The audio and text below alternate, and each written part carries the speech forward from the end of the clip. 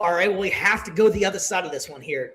Disappointing team of the midway season. There's plenty of time to pick it up. G. Mike, I'll let you go first on this one, man. I have two, man. I have two. One is the Los Angeles Clippers. There's no way that you have a stacked squad like that. Yes, you're old vets, but even then, that you're old vets, you should use your mental aspect of the game to win you games instead of your physical aspect of the game, right? Because if you see with Luka Doncic, the guy is not that athletic, he's not that fast, but he drains shots, he uses his mind, he knows how to pass the ball, he gets rebounds. Yes, he doesn't play defense, but the guy can drop literally 40 points, 10 assists, and 10 rebounds whenever the freak he feels like it. So the fact that they use that excuse on, like it's just an older team and this and that, nah, man, they just play horrible. They started off the season 2-10, then they went on to like 5-19 or something like that. It's just very disappointing to see the Los Angeles Clippers go from a team that it was in talks of going to the NBA Finals and now 10th place looking at a play-in. And then the other team is your Dallas Mavericks, Steve.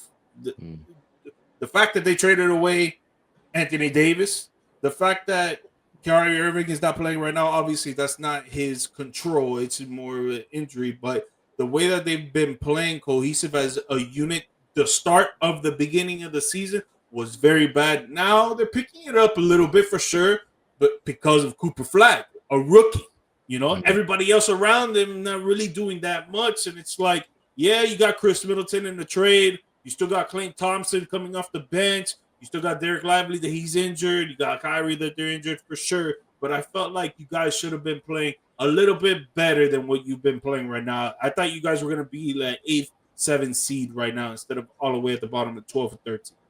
Whoa, so hot take. You're saying Luka Doncic is good? Hey, Whoa. I didn't realize with that show now that we're just going to throw hot takes around here. Luka Doncic is actually pretty good. You shouldn't trade him for Max Christie, Anthony Davis, and a bag of chips? And then turn around and trade that bag of chips for a bunch of picks when you should have got the friggin' picks from the start. Anyways, yeah, man, I am disappointed. Well, I kind of expected this, and like with my Mavs, if you will, I'll go off of what you're saying here. I kind of expected this. I didn't think that they were going to be that great, but I also did say that I thought this could work if they kept Anthony Davis. If he could have stayed healthy, I thought I saw the vision what Nico Harris was trying to do. If you make a big team and then you have a big guy that can run the ball, and that's what he was trying to envision with Cooper Flag. So I saw it, but it just didn't work out, and then we ended up getting rid of Anthony Davis anyways. So I guess I will go for I'm going to go, unfortunately, for the local area here. I'm going to go the Orlando Magic is one of my disappointing teams. Really? Okay. Because I thought with the Desmond Bane pickup, I thought that was going to be what they were missing as far as like they finally got a shooter. It just hasn't really come together. Like they don't seem like they're on the same page. And I tell you, I don't know if it has anything, and I wish Brandon was here, other guy that's usually on our show with us, BC. He's an Orlando Magic guy all day long, and he actually works for the Magic. But I kind of think that Cole Anthony is that missing piece a little bit. And, and like sometimes you don't need a guy that's going to score 30 points a game or something like that. But I kind of feel like maybe they just don't think they're having much fun. And I think Cole Anthony was that guy that might have maybe kept everything together. I don't know. I could be that, but one of my disappointing teams of the year so far, and there's plenty of time to turn it around, is the Orlando Magic. They had a lot of injuries, though. I don't think they've had a healthy squad to start the season up to now.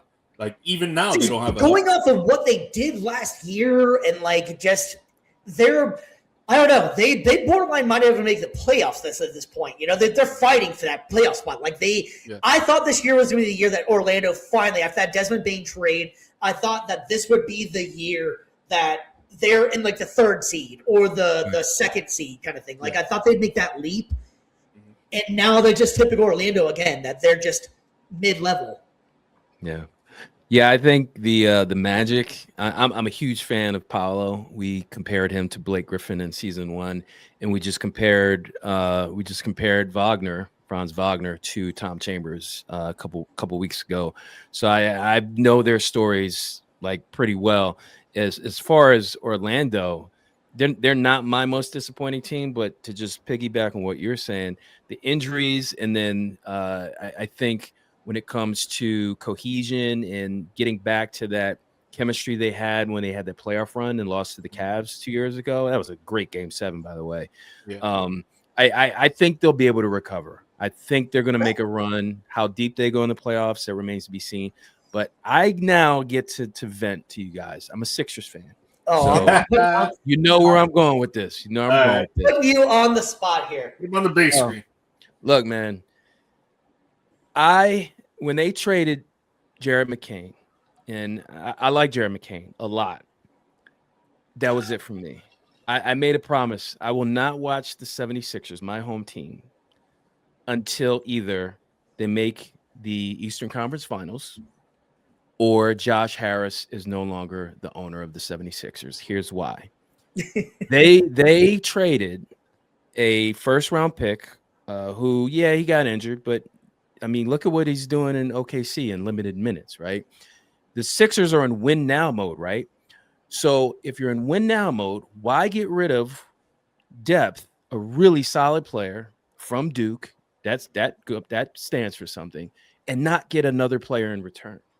It makes zero sense. So there had to be a financial decision. They're trying to, not get taxed or whatever, whatever $3-5 million they're going to save. I don't know the number. But our owner owns, I think, 6 or 7 professional sports teams. The Commanders, the New Jersey Devils, and obviously the Sixers. You can tell where his priority is. It's not on the Philadelphia 76ers. It's not. And that goes for a lot of boneheaded moves that he's made over the years. And I think Michael Rubin, he's no longer owner or minority owner. Like the culture that the Sixers have had since Embiid has been there has driven me to my threshold. I just can't take it anymore. The drama, the stuff that happened with PG, they should have a better record than they do now. Even though Embiid's healthy, Is he though? I don't think he is. Well, he's as healthy as he's the city of Philadelphia. Everyone's like, wow, Embiid, he's actually back to his old form. He can't jump anymore. So defensively, he's a liability. Let's just call it what it is. He'll get you 30. He'll get you 30 points. 30 points and 8 rebounds. Put a hand up. He's 7-1. It doesn't matter. Just put a hand up.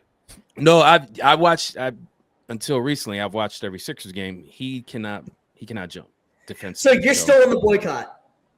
I'm in the boycott, man. I got stuff to do, man. I can't give three hours of my life to a team that's going to let me down in the second round of the playoffs, like they've been doing. We're on the boat. Is that we're on the same boat? Like,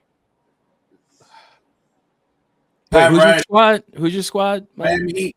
The Heat. Oh yeah. Pat Riley. You need to retire. Pat Riley, you need to retire. But at least you guys made the finals twice. At least. Did I not mention we got rid of Luka? Okay, did I not mention that already? So, yeah, but you got Cooper Flag. I don't want to. Yeah, Cooper Flag. Yeah, I don't want to get out, man. I hate to say it, but that might work out better. Oh, I didn't. Yeah, I think it is. I think it's going to work out better. To be honest with you. He's a better defensive player, 100%. I think it's better. Oh man, I don't want to do it. I'm not going to do it. He's not better offensively. Yeah, no. Right now, I don't think so. I wasn't going to say offensive. I was going to slip and say better all around, but I might not be slipping on that one. Luka will cook them any day. I don't think you are slipping, but if he is better all around, it's like by an inch. You know what I'm saying? Like, because Luka's offensive game is so spectacular. Sometimes an inch is all it takes. Yeah, no facts. But hey, pause. Yeah. But like I was gonna say, like his offense is so spectacular that it overrides the fact that the guy does not play defense for nothing. But Cooper Flag plays defense, but his offense is great too, but it's not spectacular. It'll get there. It'll get there. Yeah, I think it'll get there 100%. That's what I was saying. Right now, I don't think he's better, but maybe.